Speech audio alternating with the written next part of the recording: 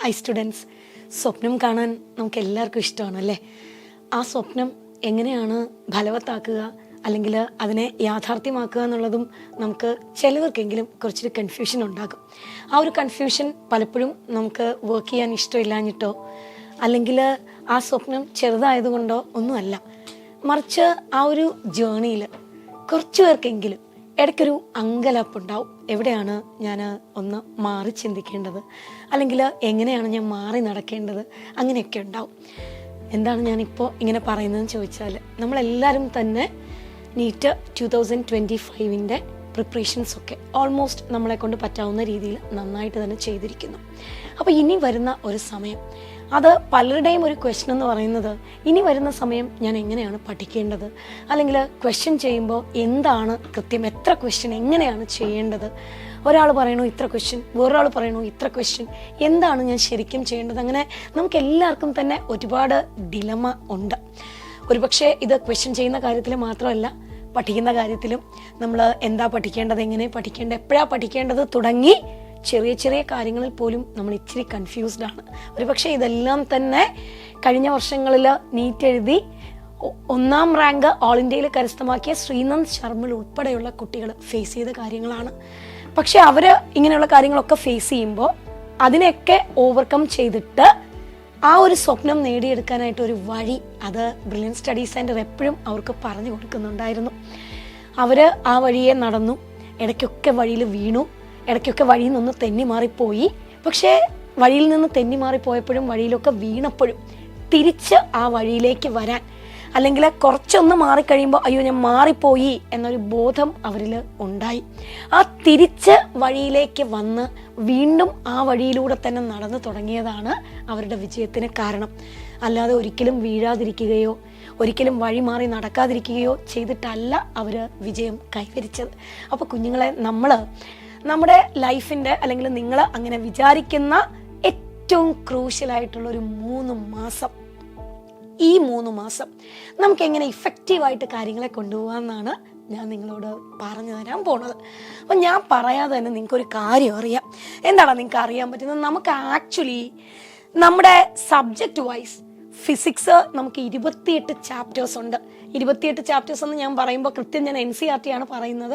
അതിൽ ചില വ്യത്യാസങ്ങളൊക്കെ വരുത്തിയിട്ടാണ് നമ്മൾ ക്ലാസ്സുകളൊക്കെ നിങ്ങളിലേക്ക് എത്തിക്കുന്നത്. ഫോർ എക്സാമ്പിൾ, ഇപ്പോൾ ഇലക്ട്രോസ്റ്റാറ്റിക്സ് തന്നെ 2 ചാപ്റ്ററായിട്ടാണ് കിടക്കുന്നതെങ്കിൽ നമ്മൾ ഒറ്റയായിട്ട് ഇലക്ട്രോസ്റ്റാറ്റിക്സ് എന്ന് പറഞ്ഞിട്ടാണ് കൊടുക്കുന്നത്. ഇതുപോലുള്ള പല ചാപ്റ്റേഴ്സിലും സബ്ജക്റ്റിൻ്റെതായിട്ടുള്ള വ്യത്യാസങ്ങൾ ബ്രില്യൻറ്റ് ഏറ്റവും സയൻറ്റിഫിക് ആയിട്ട് വരുത്തിയിട്ടുണ്ട്.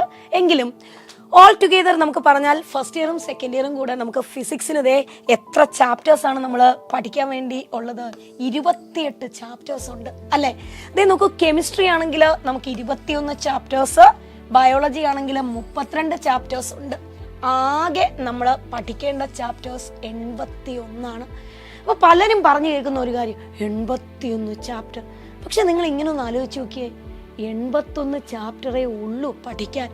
അതിൽ പല ചാപ്റ്റേഴ്സും നിങ്ങൾക്ക് വളരെ ഈസി ആയിട്ട് കയ്യിൽ ഒതുങ്ങുന്നവയാണ്, ഒതുക്കിയവയാണ്, നിങ്ങൾക്ക് അറിയാമെന്നുള്ളവയാണ്. ഇനി ഈ 81 ചാപ്റ്റേഴ്സ് ഞാനൊരു 3 മാസത്തെ നമ്മുടെ ക്രൂഷ്യൽ 3 months, ആ 3 monthsൽ നമ്മുടെ ഈ 81 ചാപ്റ്റർ നമുക്കൊന്ന് ഒതുക്കി നോക്കാം. അപ്പൊ നമുക്ക് ആദ്യത്തെ 2 മാസം ഞാൻ പറയാതെ തന്നെ അറിയാം, ഫെബ്രുവരിയും മാർച്ചും ആണ് അല്ലേ. എന്തായാലും ജാനുവരി എൻ്റെ എത്തി, ഞാൻ അതിനെക്കുറിച്ച് വലിയ കാര്യങ്ങളൊന്നും പറയാതെ തന്നെ കടന്നു പോകുന്നു. നമ്മുടെ ഫെബ്രുവരി വരുമ്പോൾ നമ്മൾ ചെയ്യേണ്ടത്, നമുക്ക് അപ്രോക്സിമേറ്റ്ലി ഞാൻ മെയ് 3 വരെയുള്ള സമയം കാൽക്കുലേറ്റ് ചെയ്യുമ്പോൾ നമുക്കൊരു 60 ദിവസം ഉണ്ട്. 81 ചാപ്റ്റർ. ഞാനിപ്പോൾ 60 ദിവസം എന്ന് പറഞ്ഞപ്പോൾ നിങ്ങൾ പലരും ഞെട്ടിയിട്ടുണ്ടാവും അല്ലേ? കാരണം 100ഓളം ദിവസം ഇരിക്കുക. എന്താണ് ഈ 60? കാരണം ഞാനിവിടെ 2 മാസങ്ങളെ മാത്രമേ കൺസിഡർ ചെയ്തിട്ടുള്ളൂ, ഫെബ്രുവരിയും മാർച്ചും മാത്രം. ഈ 2 മാസം കൂടെ ഞാൻ ഒരു 60 ദിവസം തന്നെ എടുക്കുന്നു. അതായത് ഒരു ദിവസം നിങ്ങൾ പഠിക്കേണ്ടത് 1.5 ചാപ്റ്റർ ആണ്. ഈ 1.5 ചാപ്റ്റർ എന്ന് പറയുന്നിടത്ത് പല കൺഫ്യൂഷൻ ഉണ്ട് അല്ലേ? എന്താണ് ഈ 1.5 ചാപ്റ്റർ? അപ്പോൾ ഞാനൊരു സിമ്പിളായിട്ടൊരു കാര്യം പറയാം. ഈ 1.5 ചാപ്റ്റേഴ്സ് നിങ്ങൾക്ക് ഇഷ്ടത്തിനനുസരിച്ച് ചെറുതായിട്ടൊന്ന് മാറ്റിക്കോ. ഇഷ്ടത്തിനനുസരിച്ച് മാറ്റിക്കോ എന്ന് പറയുമ്പോൾ വേറെയും ഒരു കാര്യമുണ്ട്. ഇപ്പോൾ ലിവിങ് വേൾഡും ബയോളജിക്കൽ ക്ലാസിഫിക്കേഷനും പഠിക്കണം, ഒരുമിച്ച് ചേർത്ത് പഠിക്കാം. അത് നിങ്ങൾക്ക് 1.5 ദിവസം അല്ലെങ്കിൽ 1.5 ചാപ്റ്റർ അല്ല, 2 ചാപ്റ്ററും പഠിച്ചു തീർക്കാം. ലിവിങ് വേൾഡും ബയോളജിക്കൽ ക്ലാസിഫിക്കേഷനും കൂടെ ഞാൻ ഒറ്റ ദിവസം പഠിക്കാം. കാരണം പഠിക്കുക എന്നുള്ള പ്രോസസ്സ് ഓൾറെഡി ഒരു 80 to 90% കഴിഞ്ഞിരിക്കുന്നു. ബാക്കി നമുക്കുള്ള സംശയങ്ങൾ മാറ്റി പോകാനുള്ള സമയമാണിത്. അപ്പം നമുക്ക് ഡെഫിനറ്റ് ആയിട്ടും ഈ 1.5 എന്ന് പറയുന്നത് കൂടുതലാണ്. കാരണം ഞാൻ നേരത്തെ പറഞ്ഞതുപോലെ ചില ചാപ്റ്റേഴ്സ് വരുമ്പോൾ നമുക്ക് 2 ചാപ്റ്റേഴ്സ് തന്നെ അവിടെ പഠിച്ച് തീർക്കാം. ഇനി അപ്പൊ നിങ്ങൾ ചോദിക്കും, ചില ചാപ്റ്റേഴ്സ് അങ്ങനെ വരുന്ന ചാപ്റ്റേഴ്സിൽ നിങ്ങൾക്ക് ചിലപ്പോൾ ഒരു ചാപ്റ്റർ പഠിക്കാൻ ഒരു ദിവസം കംപ്ലീറ്റ് ആയിട്ട് വേണ്ടി വരും. നമ്മളിപ്പോൾ പറഞ്ഞിരിക്കുന്നത് 1.5 ചാപ്റ്റർ പഠിക്കണം എന്നാണ്. ഇപ്പൊ ഞാൻ ബയോളജിയിൽ പറഞ്ഞ 1.5 ചാപ്റ്റർ ആണ് നിങ്ങൾ ഒരു ദിവസം പഠിക്കാൻ പറഞ്ഞത്. പക്ഷെ നിങ്ങളിപ്പോൾ 2 ചാപ്റ്റർ ഓൾറെഡി പഠിച്ചു കഴിഞ്ഞു. അവിടെ ഒരു അര ദിവസത്തിന്റെ ഒരു സമയം നിങ്ങൾക്ക് കിട്ടിയിട്ടുണ്ട്. ആ സമയം നമുക്ക് ആർക്ക് കൊടുക്കാം? ഫിസിക്സ് അല്ലെങ്കിൽ കെമിസ്ട്രിക്ക് കൊടുക്കാം. എന്ന് പറഞ്ഞ് ബയോളജിയുടെ എല്ലാ സമയവും എടുത്ത് ഫിസിക്സ് അല്ലെങ്കിൽ കെമിസ്ട്രിക്ക് കൊടുക്കാനല്ല ഞാൻ പറഞ്ഞത്. മറിച്ച് നിങ്ങൾക്ക് ക്ലബ് ചെയ്ത് 2 ചാപ്റ്റർ പഠിക്കാൻ പറ്റുന്ന ചാപ്റ്റേഴ്സ് അല്ലെങ്കിൽ അങ്ങനെ വരുന്ന സബ്ജക്ട് ഈ 1.5 എന്ന് പറയുന്നത് നിങ്ങളുടെ ഇഷ്ടത്തിന് നിങ്ങൾ 2 അല്ലെങ്കിൽ 2.5 പഠിച്ചോ. അതിനനുസരിച്ച് ചില ദിവസങ്ങളിൽ അല്ലെങ്കിൽ ചില ചാപ്റ്റേഴ്സ് നമുക്ക് 1.5 പഠിക്കാൻ പറ്റില്ല, കുഴപ്പമില്ല, നമ്മൾ ഒരു ചാപ്റ്റർ പഠിച്ചാൽ മതി. അപ്പൊ അത് ഞാൻ എന്ത് പഠിക്കണം എന്നുള്ളത് നിങ്ങളുടെ ഓരോരുത്തരുടെയും ഇഷ്ടമാണ്. ചില കുട്ടികൾക്ക് ഇപ്പൊ കെമിസ്ട്രി ഭയങ്കര എളുപ്പമായിരിക്കും, അവർക്ക് പടപടാ വായിച്ച് പഠിച്ച് റിവൈസ് ചെയ്ത് നോക്കാൻ പറ്റും. ചില കുട്ടികൾക്ക് അത് ഭയങ്കര പാടായിരിക്കും. അപ്പൊ നിങ്ങളുടെ ഡിഫിക്കൽട്ടി ലെവൽ, നിങ്ങൾ ആ സബ്ജക്റ്റിനെ എങ്ങനെ കാണുന്നു, നമുക്ക് എത്രത്തോളം അത് അറിയാം. ഈ 3 കാര്യങ്ങളെ അടിസ്ഥാനപ്പെടുത്തിയാണ് ഈ ഒരു മാറ്റം ഞാൻ പറയുന്നത്. അതായത് നമുക്ക് 60 ദിവസവും 81 ചാപ്റ്റേഴ്സ് എന്ന് പറയുമ്പോഴും ആവറേജ് ഒരു 1.5 ചാപ്റ്റേഴ്സ് ഒരു ദിവസം നമുക്ക് പഠിക്കാം. ഇനി ഞാൻ വേറൊരു കാര്യം പറയാം കേട്ടോ. ഈ 1.5 ചാപ്റ്റർ ഒരു ദിവസം എന്ന് പറയുമ്പോൾ എങ്ങനെയാണ് ഈ പഠനം ഭയങ്കര ഇമ്പോർട്ടൻ്റ് ആണ്. ഈ പഠനത്തിലാണ് അവിടെ ഞാൻ എന്താണ് ചെയ്യേണ്ടതെന്നൊരു വലിയ ക്വസ്റ്റ്യൻ വരുന്നത്. എൻ്റെ കയ്യിൽ റെമഡി ഉണ്ട്, പറഞ്ഞു തരട്ടെ. നോക്കടാ, നമ്മൾ എപ്പോഴും പറയുമ്പോൾ തിയറിയൊക്കെ നമ്മൾ ഓൾമോസ്റ്റ് പഠിച്ചു കഴിഞ്ഞു.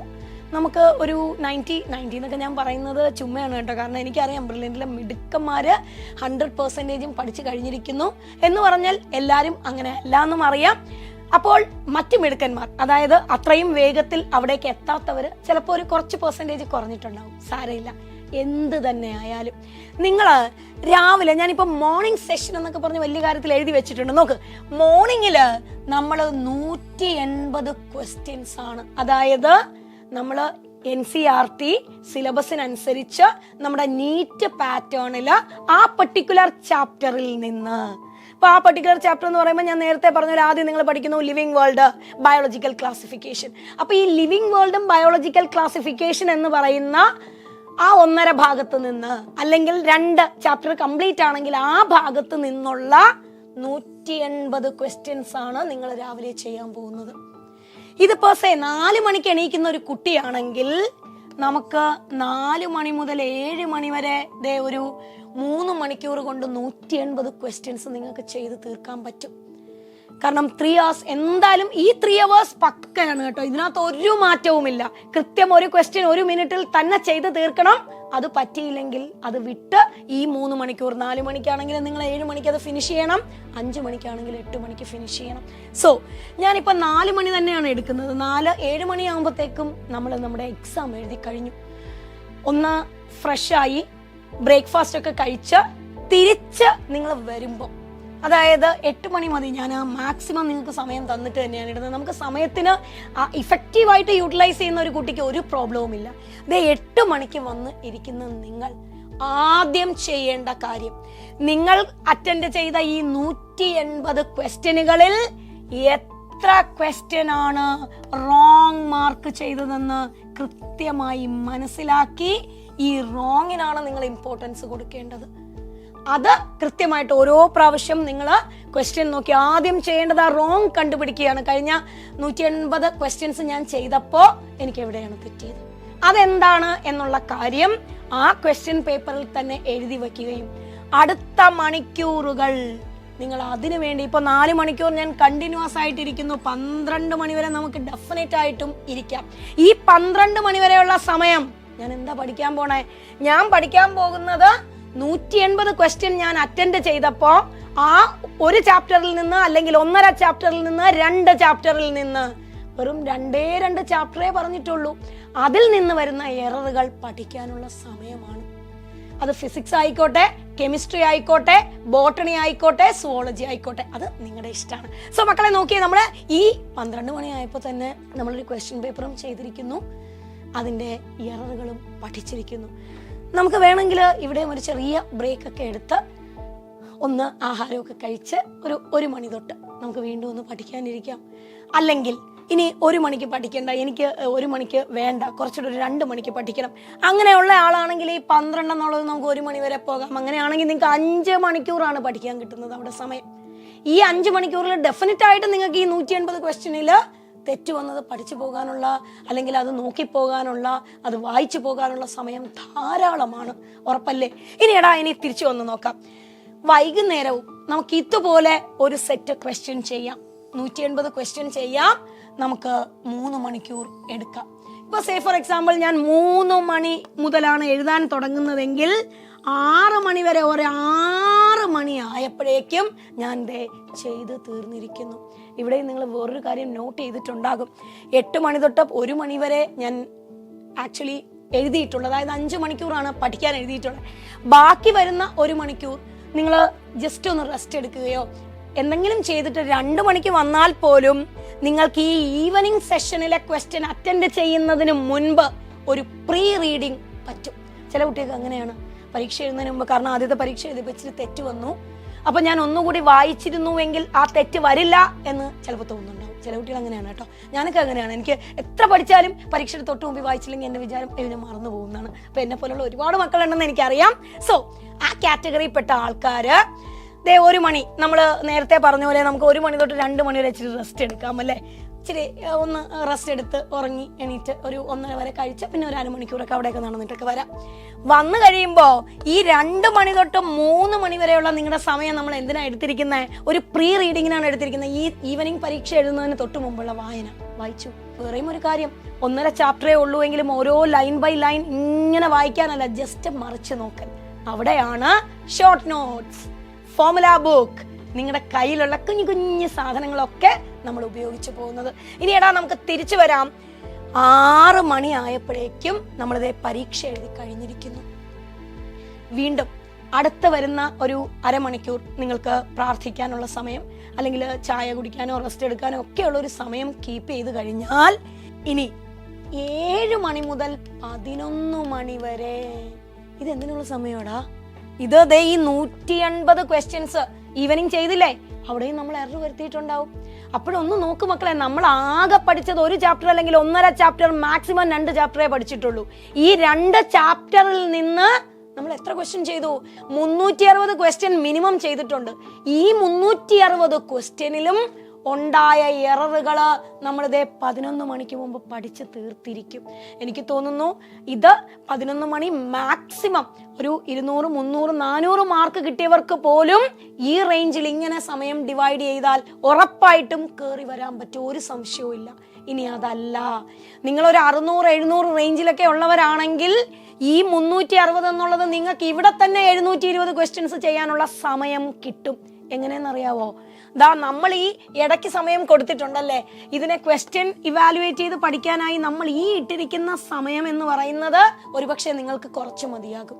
അവിടെ നിങ്ങൾ വീണ്ടും ഒരു സെറ്റ് ക്വസ്റ്റ്യൻ ചെയ്തോ, അല്ലെങ്കിൽ ഞാൻ ഇപ്പോഴിട്ട ഈ 7 മണി തൊട്ട് 11 മണി വരെയുള്ള ഈ 4 മണിക്കൂറും നിങ്ങൾക്ക് അത് നോക്കാൻ വേണ്ട എങ്കിൽ, എറേഴ്സ് അത്രയും ഇല്ല എങ്കിൽ അതും കൂടി നിങ്ങൾ അടുത്ത സെറ്റ് ഓഫ് ക്വസ്റ്റ്യൻസ് ചെയ്തോ. സോ ഏറ്റവും ബേസിക്കില് 200 മാർക്കിൽ നിൽക്കുന്ന കുട്ടി പോലും ഒരു ദിവസം ഇങ്ങനെ പ്ലാൻ ചെയ്തു പോയാൽ ഒരു ചാപ്റ്ററിൽ നിന്ന് അല്ലെങ്കിൽ 2 ചാപ്റ്ററിൽ നിന്ന് 360 ക്വസ്റ്റ്യൻസ് ചെയ്യും. നമ്മൾ 81 ചാപ്റ്ററിൽ നിന്നും കൂടെയാണ് 180 ക്വസ്റ്റ്യൻ നീറ്റിന് ചെയ്യാൻ പോകുന്നത്. അപ്പൊ നോക്കിയേടാ, നമ്മള് 6 മണിക്കൂറിൽ 1.5 ചാപ്റ്റർ, ഞാൻ ആവറേജ് ആണ് എപ്പോഴും 1.5 ചാപ്റ്റർ എന്ന് പറയുന്നത് കേട്ടോ, 1.5 ചാപ്റ്ററിൽ നിന്ന് നമ്മളിതേ 360 ക്വസ്റ്റ്യൻസ് ചെയ്തിരിക്കുന്നു. ഇനി നിങ്ങൾ പറയാൻ നമുക്ക് സമയമുണ്ടോ? ഇല്ലേ? പലർക്കും വിഷമാണ്, ടെൻഷനാണ്. എന്തിനാ മക്കളെ ടെൻഷൻ? നമുക്ക് എങ്ങനെ ചെയ്യണം എന്ന് അറിഞ്ഞൂടാ, അതാണ് നമ്മുടെ ടെൻഷൻ അല്ലേ. ഇനി നമ്മളിപ്പോൾ ജാനുവരിയും ഫെബ്രുവരിയും കൊണ്ട് ഫിനിഷ് ചെയ്തു. ഇനി ഞാൻ വേറെയും ഒരു കാര്യം ഉണ്ട് കേട്ടോ എനിക്ക് പറയാൻ. ഞാൻ നേരത്തെ പറഞ്ഞതുപോലെ ഇവിടെ നമ്മൾ വായിക്കുന്നത്, നമ്മുടെ കയ്യിലിരിക്കുന്ന മെറ്റീരിയല് നമുക്ക് ആ സബ്ജക്റ്റ് എത്രത്തോളം വഴങ്ങുന്നുണ്ട്, അല്ലെങ്കിൽ നമുക്കത് എത്രത്തോളം അറിയാം, അങ്ങനെ ഒരുപാട് കാര്യങ്ങളെ ഡിപ്പെൻഡ് ചെയ്തിട്ടാണ് ഈ 360 ക്വസ്റ്റ്യൻ എന്നുള്ളത് മുകളിലേക്ക് പോകുന്നത്. മിനിമം ആണ് ഞാൻ ഈ എഴുതിയിരിക്കുന്നത്, ഏറ്റവും മിനിമം. ഇത് നിങ്ങൾക്ക് ഓക്കെയാണ്, ഈ ടൈം ടേബിൾ നിങ്ങൾക്ക് ഓക്കെയാണ് എനിക്കറിയാം. പക്ഷേ ഇതിൽ കൂടുതലുള്ള ആൾക്കാർ, അല്ലെങ്കിൽ ഇതിൽ കൂടുതൽ ക്വസ്റ്റ്യൻ ചെയ്ത് വരുന്ന ആൾക്കാർ ഈ 2 മാസം തന്നെ 360 എന്നുള്ളത് നിങ്ങൾക്ക് ഇഷ്ടമുള്ള അത്രയും ക്വസ്റ്റ്യൻ ചെയ്തു. അതല്ലേ നല്ലത്. ഇനി നോക്കടാ, ഏറ്റവും അവസാനത്തെ കാര്യം എന്താണ്? ഏറ്റവും അവസാനത്തെ കാര്യം ദേ മക്കളെ, 60 ദിവസം കൊണ്ട് തന്നെ നിങ്ങൾ 81 ചാപ്റ്ററും കവർ ചെയ്തിരിക്കുന്നു. വെറുതെ കവർ ചെയ്തതല്ല, ക്വസ്റ്റ്യൻ ഒക്കെ ചെയ്ത് നോക്കിയിട്ടുണ്ട്. ഒരു ചാപ്റ്ററിൽ നിന്ന് നമ്മൾ മിനിമം 180 എന്ന് പറയാൻ പറ്റില്ല, കാരണം 1.5 ആയിട്ടിരിക്കുന്നത്. അപ്പോൾ നമ്മൾ എത്രയോ ക്വസ്റ്റ്യൻസ് ഒരു ചാപ്റ്ററിൽ നിന്ന് വീണ്ടും ചെയ്തിരിക്കുന്നു. ഇനി ഈ 60 ദിവസം കൊണ്ട് തീർത്താൽ, ഞാൻ പറഞ്ഞത് 3 മാസത്തെ പ്ലാനാണ്, ലാസ്റ്റ് ഒരു 30 ദിവസം കിടപ്പുണ്ട്. ശരിക്കും പറഞ്ഞാൽ നിങ്ങൾ സമയം തികയില്ല എന്ന് പറയുമ്പോൾ എനിക്ക് സമയം ഒരുപാടാണ്. ഇങ്ങനെ പ്ലാൻ ചെയ്യുന്ന കുട്ടികൾക്ക് സമയം ഒരുപാടുണ്ട്. ഇനി നോക്കടാ, ദേ അപ്പൊ നമ്മുടെ ഏപ്രിൽ മാസം ആവുമ്പോഴത്തേക്കും നമ്മുടെ ലാസ്റ്റ് മാസമാണ്. അപ്പോൾ ഓൾറെഡി നമ്മൾ ഇപ്പോൾ ഫെബ്രുവരിയും മാർച്ചും കൊണ്ട് തന്നെ എററൊക്കെ കറക്റ്റ് ചെയ്ത് പോകുന്നു എന്ന് പറയുമ്പോൾ ആ ചാപ്റ്റർ അത്യാവശ്യം നന്നായിട്ട് തന്നെ വായിച്ച് തീർത്ത് റിവിഷനൊക്കെ നടത്തി വെച്ചിരിക്കുവാണ്. അതുകൊണ്ട് തന്നെ ഒരു സെറ്റ് ക്വസ്റ്റ്യൻ എന്നുള്ളത് ഞാൻ ദേ മാറ്റി ഇവിടെ 2 സെറ്റ് ക്വസ്റ്റ്യൻസ് ആക്കിയിട്ടുണ്ട്. അതായത് 180ന്റെ 2 സെറ്റ് ക്വസ്റ്റ്യൻസ് ആണ് നിങ്ങൾ ചെയ്യാൻ പോണേ. അപ്പോൾ 360 ക്വസ്റ്റ്യൻസ് നിങ്ങൾ ചെയ്യില്ലേ? ഈ 360 ക്വസ്റ്റ്യൻ ഡെഫിനറ്റ് ആയിട്ട് നമുക്കറിയാം, 1 മിനിറ്റ് പോലും നമ്മൾ കൂടുതൽ എടുക്കൂല. ദേ 6 മണിക്കൂർ. അപ്പൊ നേരത്തെ പറഞ്ഞ പോലെ തന്നെ 4 മണിക്ക് ക്വസ്റ്റ്യൻ ചെയ്തു തുടങ്ങുന്ന ഒരു കുട്ടിയാണെങ്കിൽ 6ഉം 4ഉം 10 മണിയാകുമ്പോഴേക്കും നമ്മൾ 360 ക്വസ്റ്റ്യനും ചെയ്തിരിക്കും. ഇനി ഇവിടെ നിങ്ങൾക്ക് ഈ 4 തൊട്ട് 10 മണി വരെ എന്ന് പറയുന്നത് ചിലപ്പം ചിലർക്കെങ്കിലും ഇച്ചിരി ഹെക്റ്റിക് ആയിട്ട് തോന്നും അല്ലെ, 2 സെറ്റ് ഒരുമിച്ചിരുന്ന് ചെയ്യുന്നത്. അവിടെ വേണമെങ്കിൽ നമുക്കൊരു ഓപ്ഷൻ വെക്കാം. നേരത്തെ പറഞ്ഞ പോലെ 4 മണി തൊട്ട് 7 മണി വരെ ഒരു സെഷൻ ആക്കാം. അടുത്ത സെഷൻ നമുക്ക് എന്ത് ചെയ്യാം, ഒരു 7:30 to 10:30 കൊടുക്കാം. അടുത്ത സെഷൻ നമുക്ക് 7:30 to 10:30 ആക്കാം. അപ്പൊ ഇത് നിങ്ങളുടെ ഇഷ്ടമാണ്. കാരണം മോർണിംഗിൽ ഉച്ചയ്ക്ക് മുമ്പ് നമ്മൾ 2 പരീക്ഷ തീർക്കുന്നു പറയുമ്പോൾ കണ്ടിന്യൂസ് ആയിട്ടിരിക്കാൻ പറ്റുന്നവർ എനിക്ക് തോന്നുന്നില്ല 6 മണിക്കൂർ അങ്ങനെ ഇരിക്കുന്ന. അതുകൊണ്ട് നമുക്ക് 2 ആയിട്ട് തന്നെ ഇടയ്ക്ക് ഒരു സ്പ്ലിറ്റ് ഒക്കെ കൊടുത്ത് എഴുതാം. മാത്രമല്ല ഇവിടെ ഒരു ഗുണം, ഈ ഒരു സ്പ്ലിറ്റ് ചെയ്യുമ്പോൾ ഒരു ഗുണം, നമുക്കൊരു കാപ്പി കുടിക്കാനൊക്കെ സമയം കിട്ടുകയും ചെയ്യും. ഇനി അതല്ല, ഇതും നമുക്ക് കംഫർട്ടബിൾ ആയിട്ട് തോന്നുന്നില്ലെങ്കിൽ നമുക്ക് എന്ത് ചെയ്യാം എന്നറിയോ? നമ്മൾ നേരത്തെ ചെയ്ത പോലെ തന്നെ നമുക്ക് ഒരു 4 മണി തൊട്ട് 7 മണി വരെ തന്നെ ചെയ്യാം. 4 മണി തൊട്ട് 7 മണി വരെ നമ്മൾ ആദ്യത്തെ സെറ്റ് എഴുതുന്നു. ഒരു 7 to 8 നമ്മൾ ബ്രേക്ക് എടുക്കുന്നു. പിന്നെ വീണ്ടും നമ്മൾ 8 to 11 ചെയ്യുന്നു. അങ്ങനെ ചെയ്യാം. പിന്നെ നമുക്ക് അടുത്തത് ഈവനിങ്ങും ഈ പറയുന്നത് പോലെ നമ്മൾ 2 സെറ്റ് ക്വസ്റ്റ്യൻ എപ്പോഴും ചെയ്യുന്നു. 360 ക്വസ്റ്റ്യൻ ചെയ്യുന്നു. 11 മണി വരെ നിങ്ങൾ പരീക്ഷ എഴുതി. 11 മണിക്ക് ശേഷം വരുന്ന സമയം ഒരു 12 തൊട്ട് അല്ലെങ്കിൽ ഒരു 1 മണി വരെ നിങ്ങൾക്ക് പഠിച്ചോ. അപ്പോൾ 11 തൊട്ട് 1 മണി വരെയുള്ള സമയം എന്ന് പറയുന്നത് എറർ കറക്റ്റ് ചെയ്ത് പഠിക്കാനുള്ള സമയമാണ്. ഇനി 1 മണിക്ക് ആഹാരം കഴിച്ചു, ഒരു അരമണിക്കൂർ വിശ്രമിച്ചു, ഒരു 2 മണിക്ക് വീണ്ടും തുടങ്ങിക്കോ. അപ്പോൾ 2 മണി തൊട്ട് വീണ്ടും നമ്മളൊരു 3 മണിക്കൂർ 5 മണി വരെ അടുത്ത പരീക്ഷ നമുക്ക് എഴുതാം. അതല്ലെങ്കിൽ ഒരു കാര്യം ചെയ്യും, 3 മണി തൊട്ട് 6 മണി വരെ എഴുതാം. അത് നിങ്ങളുടെ ഇഷ്ടമാണ്. നമുക്ക് നോർമലി ഇതൊക്കെ സമയമൊക്കെ നിങ്ങളുടെ ഇഷ്ടത്തിനനുസരിച്ച് നിങ്ങൾക്ക് ഡെഫിനറ്റ് ആയിട്ടും അങ്ങോട്ടും ഇങ്ങോട്ടും മാറ്റാം. നിങ്ങളുടെ മനസ്സിൽ ഇത്ര മണിക്കൂർ ഇത്രേന് എന്നൊരു കാൽക്കുലേഷന് വേണ്ടിയിട്ടാണ് കേട്ടോ പറയുന്നത്. അപ്പോൾ നിങ്ങളൊന്ന് ആലോചിക്കും, നമ്മളിപ്പോൾ എന്ത് ചെയ്തു, 2 മണി തൊട്ട് 5 മണി വരെ വീണ്ടും അടുത്ത പരീക്ഷ എഴുതുന്നു. നമ്മളൊന്ന് റെസ്റ്റ് എടുക്കുന്നു, പ്രയറൊക്കെ കഴിഞ്ഞ് 6 മണിക്കോ 6:30 തിരിച്ചു വന്നിട്ട് വീണ്ടും നമ്മൾ അടുത്ത ചെയ്യുന്ന വീണ്ടും പരീക്ഷ എഴുതലാണ്. പക്ഷേ ഇവിടെ നിങ്ങൾ എഴുതുന്നത് പരീക്ഷകൾക്ക് ഒരു പ്രത്യേകതയുണ്ട്. കാരണം ഇവിടെ നിങ്ങൾ എങ്ങനെ പോയാലും 720 ക്വസ്റ്റ്യൻസ് ഒരു ദിവസം നിങ്ങൾ ചെയ്യണം, മിനിമമാണ്. ഇതിലും ഞാൻ ഇപ്പോൾ പറഞ്ഞതുപോലെ നമ്മളിപ്പോൾ ടോട്ടൽ അവേഴ്സ് എടുത്തിരിക്കുന്നത് 6 മണിക്കൂർ നമ്മൾ പരീക്ഷ എഴുതാൻ എടുക്കുന്നുണ്ട്. ഇവിടെയും 6 മണിക്കൂർ എടുക്കുന്നുണ്ട്, 12 മണിക്കൂർ എടുക്കുന്നുണ്ട് അല്ലേ. ഒരു 4 മണിക്കൂർ നമ്മൾ പഠിക്കാനും എടുക്കുന്നുണ്ട്, അത് 16 മണിക്കൂർ ആകുന്നുണ്ട്. ഈ 16 മണിക്കൂർ നമുക്ക് ഇരിക്കാൻ പറ്റുന്നില്ല, അല്ലെങ്കിൽ നമ്മൾ ഒരു ദിവസം കുറച്ചൊന്ന് കുറയ്ക്കണം. അതിനനുസരിച്ച് നമ്പർ ഓഫ് ക്വസ്റ്റ്യൻ അല്ല നിങ്ങൾ കുറയ്ക്കേണ്ടത്.